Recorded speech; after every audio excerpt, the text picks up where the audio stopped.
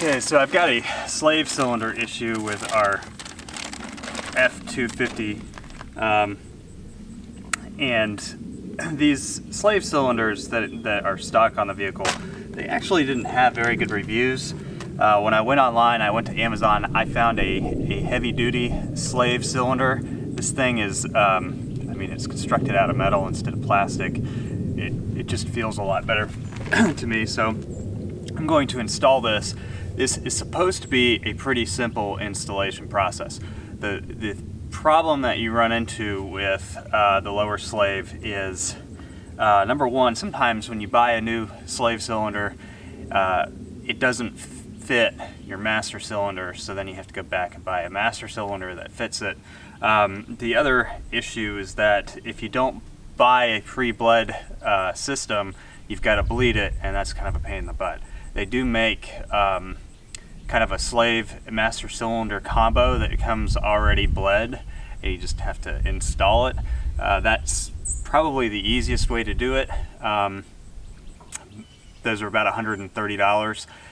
This one here was about $40, but this is the heavy duty slave cylinder. I think it's going to fit. So I would rather go with the heavy duty than go with the lighter duty ones that are similar to what's already on there, because obviously it hasn't held up very well.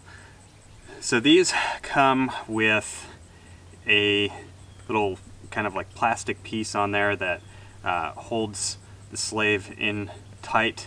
One of the things that you're going to want to do is go ahead and get everything ready on the truck to install this, and then I'm going to show you how I'm going to kind of pre-bleed the slave cylinder and what I'm going to do to try and help the bleeding process with the master and the line going down to the slave cylinder as I install this. So let me first get the old one kind of hanging loose on the truck and everything ready to go.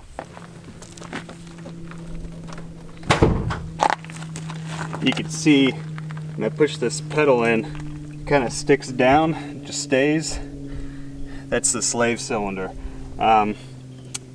It could be caused by the master cylinder, the slave cylinder, a leak in your line somewhere, but I know it's the slave cylinder because when I crawled underneath there and I was messing with it, it squirted me in the face. So this is definitely a slave cylinder issue. There's just no pressure on that coming back up. It's just going to stay down there, and then I have to kind of like force it up.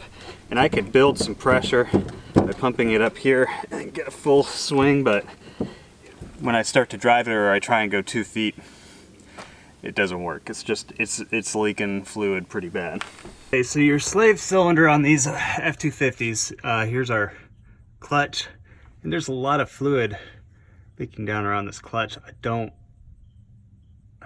know what's going on here. It looks like it's coming out of my oil drain pan. That's something that I am going to have to check into. All of this is new. This is a new motor, so I don't like that. But the slave, you can actually see it dripping. There it is. So this is our slave cylinder right up through here, and this bad boy is obviously bad. It's dripping a lot. Not cool. I've seen some people ask about the heat guard. That appears to just kind of go on the line right here. I think this may have been pulled off of my slave when somebody was looking at it. And then you can see that the slave pretty much clips on to the housing of the transmission on the outside here. I'm going to figure out how to get that off, and then I'll tell you how I do it, because it's hard to hold a camera while I do it. But it's definitely leaking a lot of fluid, especially after I just pumped the clutch a little bit. But getting this off should be pretty easy. I'm going to crawl around here and see if there are anything holding it in, or if I just need to pry it off. There's nothing, no bolts or anything that hold that on. That's the old slave right there. There's a pin in there. It's right there, where just above my thumb. You have to get that out. That I don't know how to do yet. But I'm gonna try. up on this thing. You just kind of have to push it on one side and it'll eventually pop through and you can pull it out with some pliers. Pretty easy. Now that is ready to go. Before I take this off, I'm gonna go ahead and prep my next one. So the biggest problem with doing the slave cylinder is that these come empty. And bleeding these once they're in place can be very difficult. So what I am going to do is try and pre-bleed my slave cylinder.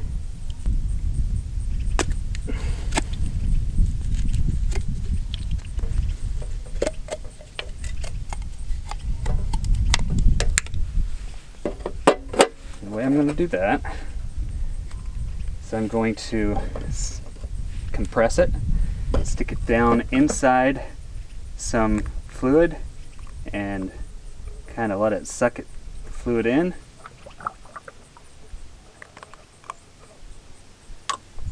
There's not going to be enough fluid in there because I've used some of this.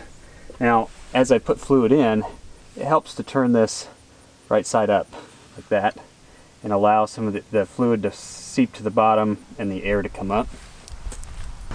This was an open container of fluid, so there wasn't enough. It kind of sucked it all in. Now I'm going to squeeze this with it upright until I start seeing it squeeze out, and again just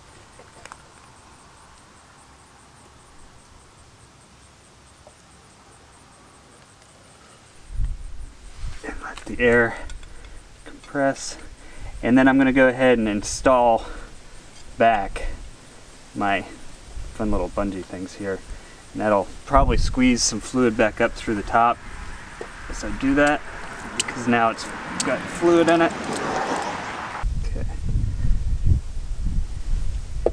I'm going to go ahead and just try and put a little more in there because I squeezed some out. I think that's got as much fluid in there as I can get. Now the fluid, unfortunately, that's now in this container is contaminated. I've got a little bit of fluid left in there, but I've got this full of fluid and it's ready to go. Now the master cylinder reservoir is back here, and what I'm going to do is I'm going to open this cap all the way up.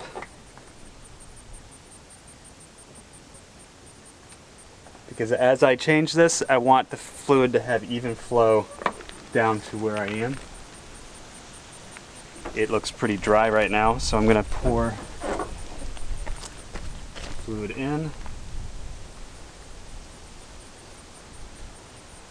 And I want that at the very top of the reservoir right now, because it's going to seep down as I do this, and that's what's going to help keep my line free of any air pockets, is that being open and letting the fluid kind of seep out a little bit. This is all kind of prepping to make sure that it's easier to bleed the system when I'm done. Now, the fun part. I would think, so this just kind of pulls off. Got an old seal here. I'm not getting any fluid down in there. Here we go. That's not good. Okay.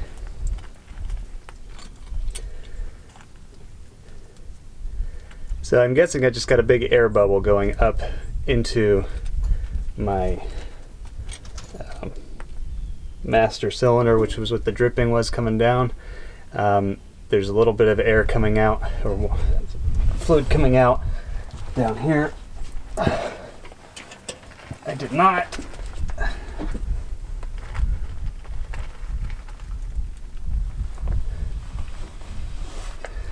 Come in here fully prepared. The fact that fluid's coming out is a good thing, because that means that there's not air in my system at the moment. Okay, so in your package with your new slave cylinder, there's a little rubber seal. And that rubber seal goes on right here. And then you attach your slave on. There we go. And now there's a new pin inside here.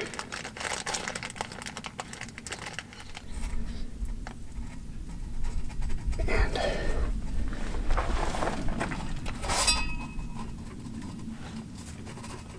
basically need to get that new pin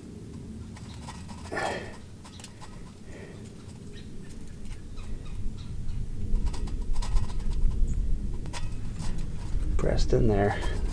This is not an easy little pin to get in.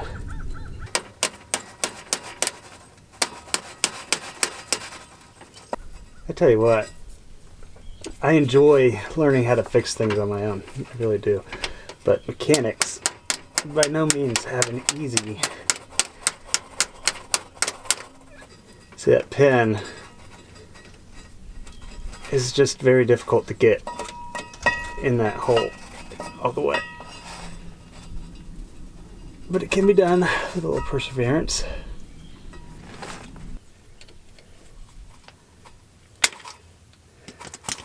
Okay. Anyway, that looks like it's in there pretty good. The next step is to reattach this to our transmission housing and pull the plastic tabs off of it. Let's see. Where did I pull this thing off from? There it is.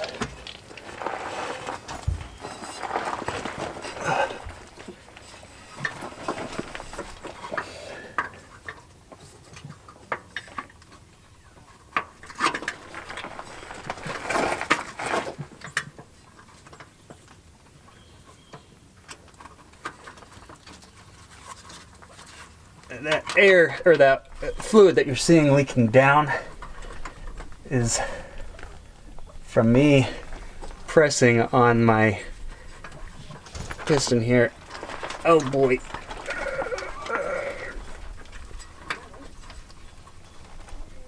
That becomes a lot more difficult.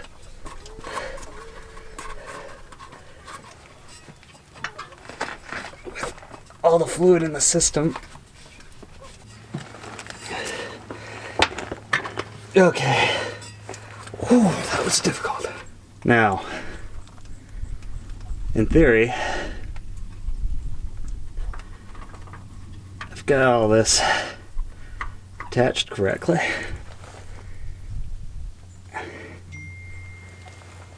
Now, I just need to go bleed the system. So what I was just fighting with was getting this pin underneath here. You have to squeeze that as you push this in place. Now you have everything in place. That feels pretty good, but getting that thing in there, royal pain in the butt. But now we have everything in place. I'm gonna go ahead and bleed the system. You probably noticed a lot of fluid kind of dropping down in the background here. I don't know how good the other camera angle was, but that was coming out of my master because I had the master open at the top. So as I've been working this back and forth, it's been pushing fluid through the lines and pushing air and fluid out the top. It's a messy job if you don't know what you're doing. Okay, now you can see how full my master is here. And that's where all the fluid was leaking out through the top. I'm going to go ahead and compress the pedal a few times while that's open and get rid of as much excess fluid as I can.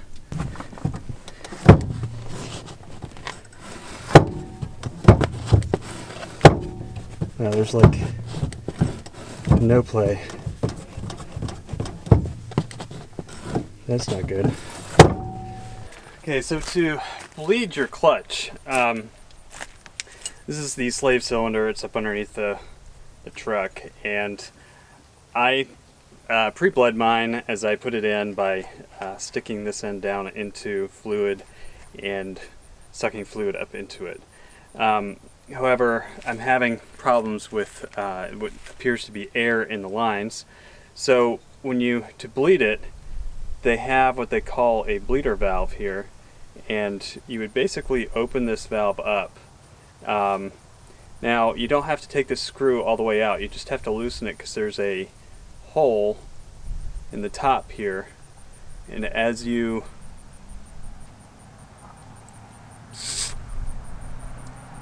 pull this out, it'll allow the air to escape through that hole. Or, you can pull this entire thing out, but it could become a pain in the butt to get back in there. So what I'm going to do is go underneath the car. Now the hose line from my master comes in here, so this screw is right on top. And you want to loosen it. It's called a bleeder.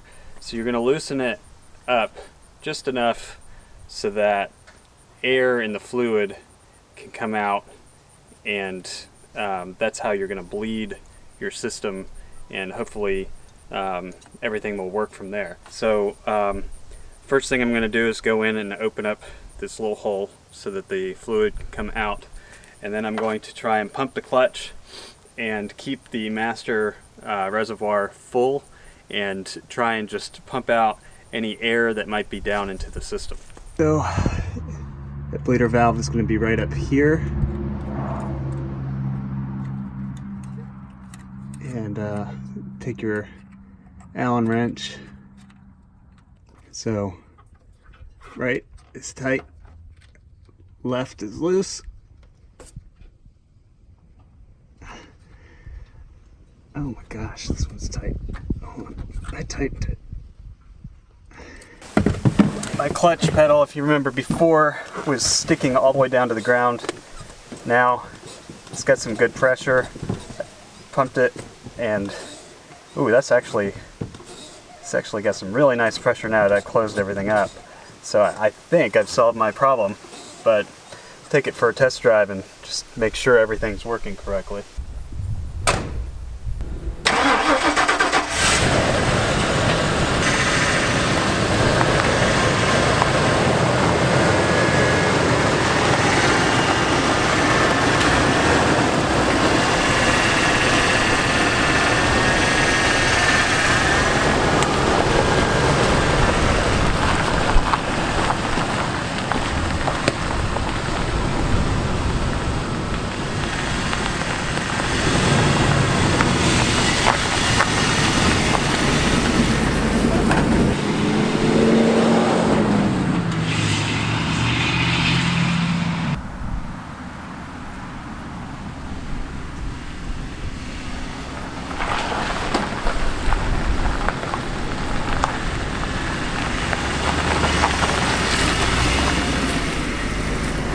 So that seemed to work. It's actually pretty impressive how much smoother that is at shifting with that new slave cylinder.